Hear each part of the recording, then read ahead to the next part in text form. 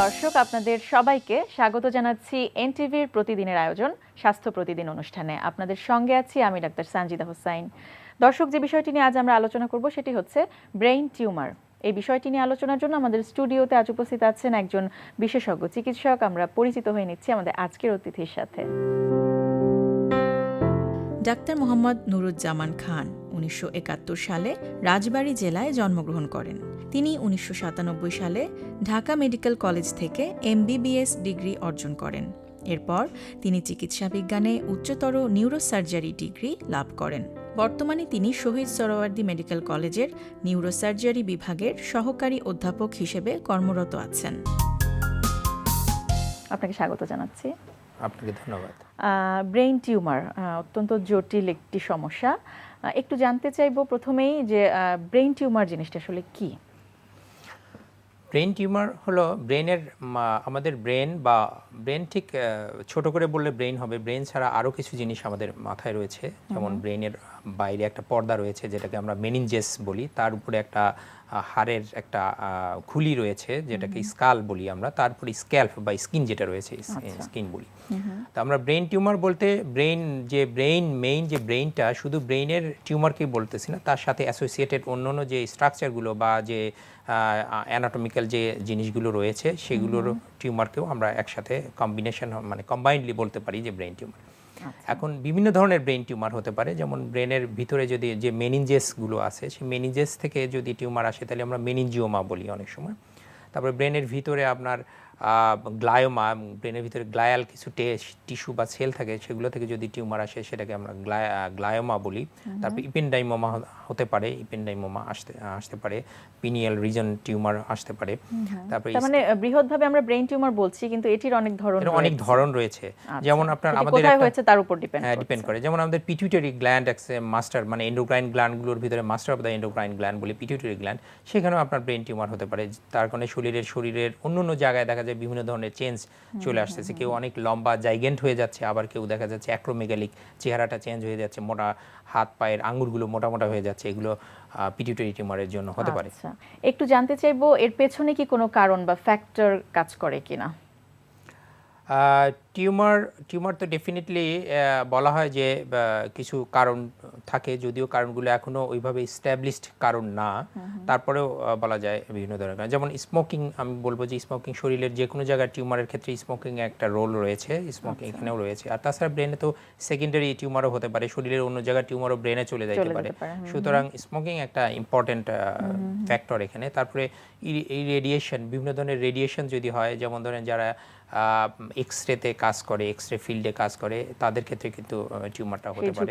তারপর বিভিন্ন ধরনের কার্সিনোজেনিক ফুড বা খাবারের ভিতরে যেসব ভেজাল আমাদের রয়েছে বা বিভিন্ন ধরনের কেমিক্যালস আমরা খাবারের সঙ্গে মিশ্রিত হয়ে আমরা খাচ্ছি, তার থেকেও কিন্তু ব্রেন টিউমার আসতে পারে। আচ্ছা, একটু উপসর্গগুলো জানবো, যে কোন কোন লক্ষণ বা উপসর্গগুলো আসলে প্রাথমিকভাবে ধরা পড়ে এবং সেটি আসলে কোন দিকে টার্ন নেয়?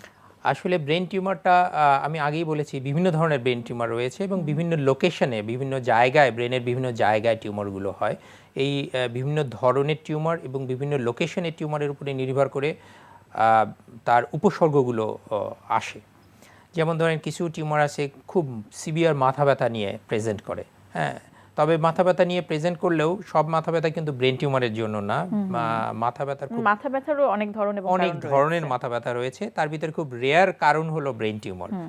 মোস্ট কমন মাথা ব্যথার কমন কারণগুলো কিন্তু অন্যরকম, যেমন মাইগ্রেন হতে পারে সবচেয়ে বেশি। মাথা ব্যথা হলেই যে ভয় পেতে হবে ব্রেন টিউমার হয়ে গেল, এটা কোনো কারণ নেই। মাথা ব্যথার সবচেয়ে কমন কারণ হল কিন্তু টেনশন বা মানসিক কারণে যে মাথা ব্যথাটা হয় সেটা। তো যাই হোক, মাথা ব্যথা একটা কারণ হতে পারে ব্রেন টিউমার। তারপরে মাথা ব্যথার মানে ব্রেন টিউমারের জন্য কিন্তু মাথা ব্যথা হতে পারে। তারপর আপনার যেমন কিছু ব্রেন টিউমার চোখের ডাক্তারের কাছে আসে এবং চোখের ডাক্তার দ্বারা এটা নির্ণীত হয় যে সে ব্রেন টিউমারের রোগী। যেমন তার চোখে দেখতে অসুবিধা হয় বা ব্লাইন্ড হয়ে যায়, বা অনেক সময় চোখের যে বলটা রয়েছে সেটা বের হয়ে আসে। তো চোখের ডাক্তাররা কিন্তু ব্রেন টিউমার নির্ণয় করতে পারে এইভাবে, যেহেতু তার কাছে যাচ্ছে সমস্যা নিয়ে, প্রবলেমটা তার ওরিয়েন্টেড প্রবলেম হয়, তার কাছে যায় সেই জন্য।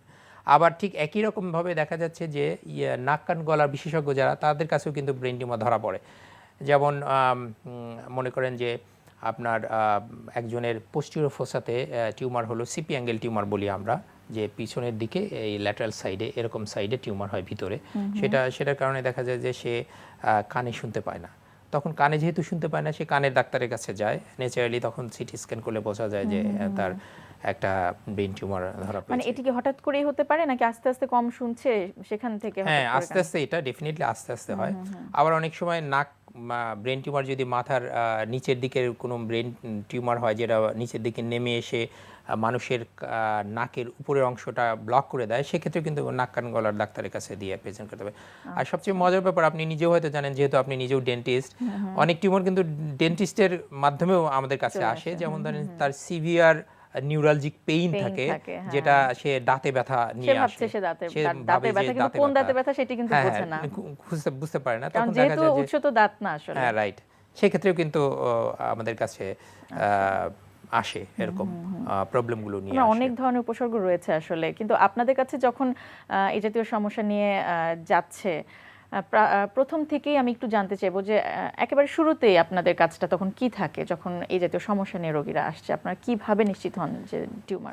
সরাসরি কিছু কিছু রোগী তো আমাদের কাছে, আপনি বললাম যে বিভিন্ন ডাক্তারের কাছে যায়, বিভিন্ন চিকিৎসকের কাছে যায়, তারা রেফার করে, নির্ণয় করে রেফার করে পাঠায়। আর কিছু বেশিরভাগ ক্ষেত্রেই বোধহয় আপনাদের কাছে এভাবেই আসে। হ্যাঁ, রেফার হয়ে আসে। আবার কিছু রোগী আছে যারা সরাসরি আছে, যেমন ধরেন একজনই ইপিলেপসি বা মৃগী রোগ নিয়ে আসে, দেখা যাচ্ছে তার মৃগী রোগ হচ্ছে, আমরা সিটি স্ক্যান করে দেখি যে তার টিউমার। আবার অনেক সময় দেখা যায় যে তার একজন সুস্থ মানুষ হঠাৎ করে দেখা গেল এক সাইড তার প্যারালাইজড হয়ে গিয়েছে। তো আমরা, এটা হয় কি, টিউমারের ভিতরে অনেক সময় ব্লিডিং হয়, ব্লিডিং হওয়ার জন্য টিউমারটা হঠাৎ করে বড় হয়ে যায়, বড় হয়ে যাওয়ার জন্য দেখা যায় এক সাইড তার অবশ হয়ে তারপরে চলে আসতেছে। তো সেই কারণে যখন আমাদের কাছে রুগীগুলো আসে, তখন আমরা রুগীদের মানে থ্রো চেক আপ করি, medical check up, that is প্রথমে তার উপসর্গগুলো কি সেগুলো আমরা দেখি, তারপর আমরা ক্লিনিক্যালি এক্সামিনেশন করি, এক্সামিনেশন করে আমরা নির্ধারণ করি যে তার কি ধরনের প্রবলেম। তারপর আমরা পরীক্ষা নিরীক্ষা ইনভেস্টিগেশনে যাই, যেটাকে বলি আমরা। তো ইনভেস্টিগেশনের ভিতরে মোস্ট কমন যেটা, মানে রুটিন ইনভেস্টিগেশন বলি আমরা, সেটা হলো সিটি স্ক্যান।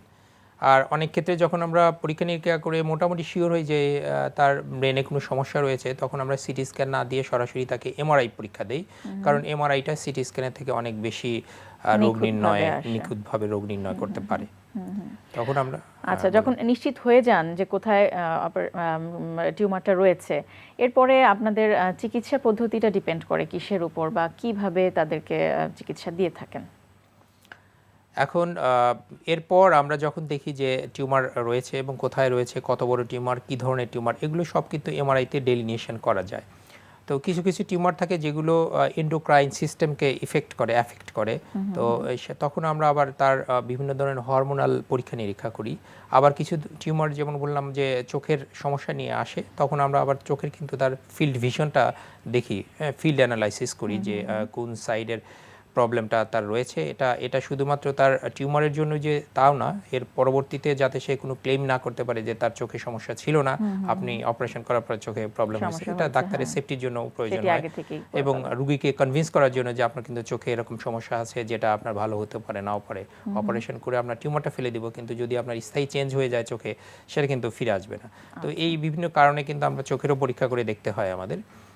তো এই প্রবলেমগুলো যখন আমরা টোটাল সলভ করি, তখন আমরা তার ট্রিটমেন্ট অফার করি। তো বিভিন্ন ধরনের ট্রিটমেন্ট আমাদের রয়েছে, তার প্রত্যেকটা টিউমারের জন্য বিভিন্ন ধরনের ট্রিটমেন্ট রয়েছে। আমরা তার সবগুলো তাকে আমরা ডিটেলস জানাই, এবং সে কোনটা প্রেফার করে সেটার উপরেও কিন্তু আমাদের চয়েসের বিষয় রয়েছে। যেমন তাই, মানে সেটি আপনারা তাদের সাথে শেয়ার করতে হয় আমাদেরকে। হ্যাঁ, যেমন ধরেন যে একটা টিউমার আমরা নাক দিয়ে নিয়ে আসতে পারি, সে পিটুইটারি টিউমার অথবা ক্রেনিওফেরিঞ্জিওমা, যেটাকে আমরা এখানে বড় করে না কেটে, বাইরে না কেটে নাকের ভিতর দিয়ে কিন্তু আমরা নিয়ে আসতে পারি এন্ডোস্কোপিক্যালি। আচ্ছা, এটি বাংলাদেশে হচ্ছে? হ্যাঁ, ডেফিনেটলি অনেক আগে থেকেই হচ্ছে বাংলাদেশে। আমাদের দেশে কিন্তু সব ধরনের ব্রেন টিউমারের সব ধরনের চিকিৎসা নিখুঁতভাবে এবং নিরাপদভাবেই সম্ভব হচ্ছে। এটি আপনাকে আমি এখনই প্রশ্নটা করতে যাচ্ছিলাম যে আমরা কিন্তু দেখি যে ব্রেন টিউমার যখন ডায়াগনোসড হয়ে যায়, একজন রোগী যখন জানেন, তখন সে এবং তার আত্মীয়স্বজন সবারই টেন্ডেন্সি থাকে হচ্ছে আমাদের দেশের বাইরে চলে যাওয়া, এবং তাদের মূল ধারণাটাই থাকে যে এই দেশে বোধহয় সে চিকিৎসাটা পুরোপুরি পাচ্ছে না বা পাবে না। আসলে এটি কতখানি যৌক্তিক বলে মনে করেন আপনি? এটা আপনি একটা সুন্দর কথা বলেছেন, কারণ এটা খুব সময় উপযোগী আলোচনার একটা বিষয়।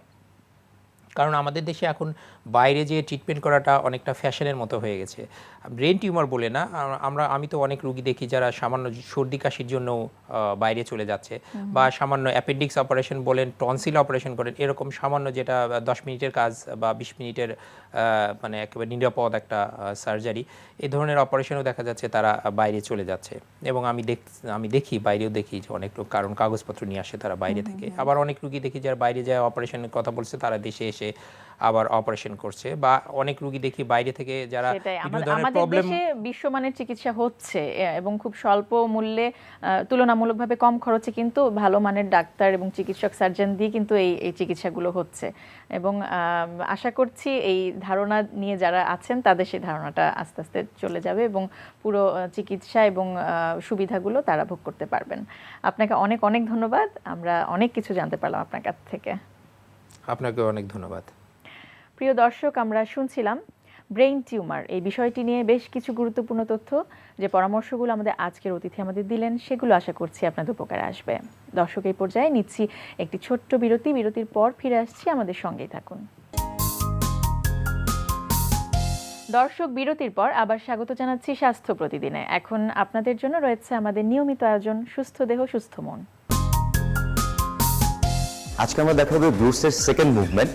এটা হচ্ছে আমরা গতদিন যে এক্সারসাইজটা দেখেছিলাম এটারই হচ্ছে মানে সেকেন্ড ভার্সন না বলবো না, এটাকে আমরা বলবো হচ্ছে একটা মানে কি বলবো আর কি, যে পরিপূরক। যে যদি আপনি ফার্স্ট এক্সারসাইজটা করেন তাহলে সেকেন্ড এক্সারসাইজটা আপনাকে অবশ্যই করতে হবে, তা নাহলে আপনি বডি ব্যালেন্স আসবে না। মানে ব্যাপারটা হচ্ছে এরকম যে আপনি যদি হাতটা যদি এভাবে ঘুরান তাহলে হাতটাকে আবার ঘুরিয়ে আপনি সোজা অবস্থায় নিয়ে আসতে হবে, তাহলে মাসলটা কিন্তু ওইদিকে যখন চলে যাবে তার অ্যালাইনমেন্ট ঠিক থাকবে না, আবার অ্যালাইনমেন্টটা ঠিক করার জন্য আবার সোজা আনবেন, তখনই টোটাল ফিটনেসটা আসবে। এই জন্য আপনি যদি এক্সারসাইজটার সাথে ফার্স্ট এক্সারসাইজের পরে যদি সেকেন্ড এক্সারসাইজ না করেন তাহলে গ্লুটসের প্রপার ডেভেলপমেন্টটা হবে না, এবং একটা সোরনেস এবং টাইটনেস ইয়েতে সবসময় আপনি ফিল করবেন, গ্লুটসে ফিল করবেন। এখন দেখুন যে টাইটনেসটা করার জন্য, রিলিজ করার জন্য এবং প্রপার ডেভেলপমেন্টের জন্য সেকেন্ড এক্সারসাইজটা কিভাবে করতে হবে।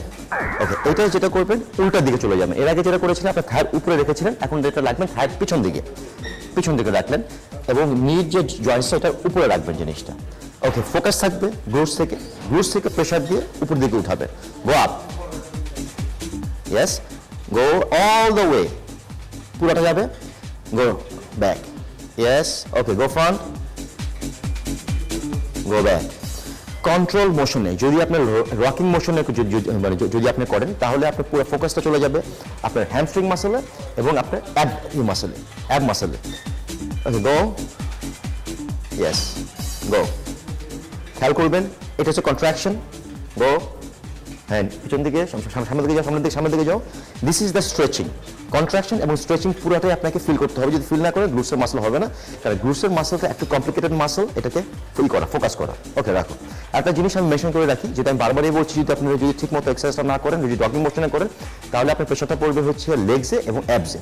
অনেক হয়তো এটা শুনে মনে করতেছেন ঠিক আছে তাহলে তো জিনিসটা ভালো হলো, যদি আমি গ্লুটসের এক্সারসাইজটা করি যদি ভুলও হয় তাহলে আমার লেগসটা ডেভেলপ হবে অথবা অ্যাবসের মাসল ডেভেলপ হবে। আসলে মোটা সেই জিনিসটা হবে না। যে জিনিসটা হবে আপনার থাইতে এবং অ্যাবসে যে কোনো একটা ইনজুরি হওয়ারই চান্স থাকবে। এই জন্য অলওয়েজ কনসেন্ট্রেট ওয়েতে প্রপারলি এক্সারসাইজটা করার চেষ্টা করবেন। চা আমাদের সবার খুব পছন্দের একটি পানীয়।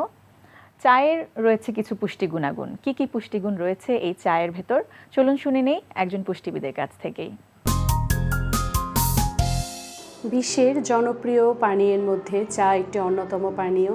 এর বিভিন্ন প্রকার আছে এবং এর পুষ্টিগুণও অনেক। চায়ে আছে মূল্যবান প্রাকৃতিক উপাদান ফ্লোরাইড, যা আমাদের শরীরকে তাজা রাখতে সাহায্য করে এবং এটি হাড়ের গঠনের পাশাপাশি দন্ত ক্ষয় রোগ প্রতিরোধ করে। দর্শক, বর্তমান গবেষণায় জানা গেছে যে আমরা যদি প্রতিদিন 4 থেকে 5 কাপ অর্থাৎ 120 ml চা পান করি, তা থেকে আমরা ফ্লুইড এবং অ্যান্টিঅক্সিডেন্ট পাওয়ার পাশাপাশি আরও পাবো ভিটামিন এবং মিনারেলস। চায়ের এবং আমরা স্পেসিফিক্যালি বলবো র টির ক্যালসিয়াম আমাদের শরীরের হাড়ের ক্ষয় রোধ করে মাংসপেশি সংকোচন, প্রসারণ এবং স্নায়বিক বার্তা পরিবহন, এছাড়াও আমাদের রক্ত জমাট বাঁধার কাজে গুরুত্বপূর্ণ ভূমিকা পালন করছে। পটাশিয়াম পাই আমরা এই টি থেকে, যা আমাদের শরীরে পানি সাম্য বজায় রাখে, এবং গুরুত্বপূর্ণ উপাদান রাইবোফ্লাভিন এবং থায়ামিন পাওয়া যায় এই চা থেকে, এবং আরও vitamin B6, B12, folic acid এবং নাইসিন পাওয়া যায় টি থেকে। হিমোগ্লোবিন এবং শরীরের রোগ প্রতিরোধ ক্ষমতা বাড়ানোর জন্য টির গুরুত্বপূর্ণ ভূমিকা রয়েছে। গ্রিন টি আমাদের শরীরের বাড়তি ওজন কমাতে এবং শরীরের টক্সিসিটি দূর করতে সাহায্য করে। পাশাপাশি লেমন টিও আমাদের হেল্প করে ওজন কমানোর কাজে। মিল্ক টির মধ্যে ক্যাফেইন নষ্ট হওয়ার কারণে তা শরীরে গ্যাসের উদ্রেক করে। তাই দর্শক, অনেক দিন ধরে যারা গ্যাস্ট্রিকের সমস্যায় এবং আইবিএসের প্রবলেমে ভুগছেন, তারা অবশ্যই মিল্ক টি পরিহার করা তাদের জন্য বাঞ্ছনীয়। এছাড়া আমরা বলবো ডায়াবেটিস, হাই ব্লাড প্রেশার এবং ব্লাড কোলেস্টেরলের রোগীরা নিশ্চিন্তেই প্রতিদিন 3 থেকে 4 কাপ টি গ্রহণ করতে পারবেন। দর্শক, আজকের স্বাস্থ্য প্রতিদিনের হেলথ টিপস। অতিরিক্ত মদ পানে খাদ্যনালী ও লিভার ক্যান্সারের ঝুঁকি বাড়ে। স্তন ও মলাশয় ক্যান্সারের সঙ্গেও মদ পানের অভ্যাসের সম্ভাব্য যোগাযোগ রয়েছে। ক্যান্সারের কবল থেকে বাঁচতে হলে মদ পানের অভ্যাস থাকলে তা ছেড়ে দেয়াই হবে উত্তম। দর্শক, স্বাস্থ্য প্রতিদিন সম্পর্কে যদি আপনাদের কিছু জানার থাকে কিংবা কোনো পরামর্শ যদি আমাদের দেবার থাকে, জানাতে পারেন এই ঠিকানায়। প্রযোজক স্বাস্থ্য প্রতিদিন, এনটিভি, বিএসসি ভবন, 7 তলা, 102 কাজী নজরুল ইসলাম এভিনিউ, কারওয়ান বাজার, ঢাকা 1215। ফ্যাক্স 914338 থেকে 7 পর্যন্ত, অথবা ইমেইল করুন স্বাস্থ্যপ্রতিদিন@ntvpt.com এই ঠিকানায়। স্বাস্থ্য প্রতিদিনের আগামী পর্বে আপনাদের জন্য যা থাকছে। আগে আমরা বলছি যে রিস্টের থেকে টিপ অফ দ্য ফিঙ্গার পর্যন্ত কোনো ইনজুরি হলে আমরা হ্যান্ড ইনজুরি বলবো। আচ্ছা, কিন্তু সব ইনজুরির ক্ষেত্রেই যে চিকিৎসকের শরণাপন্ন হতে হবে, এটা নট নেসেসারি। আচ্ছা।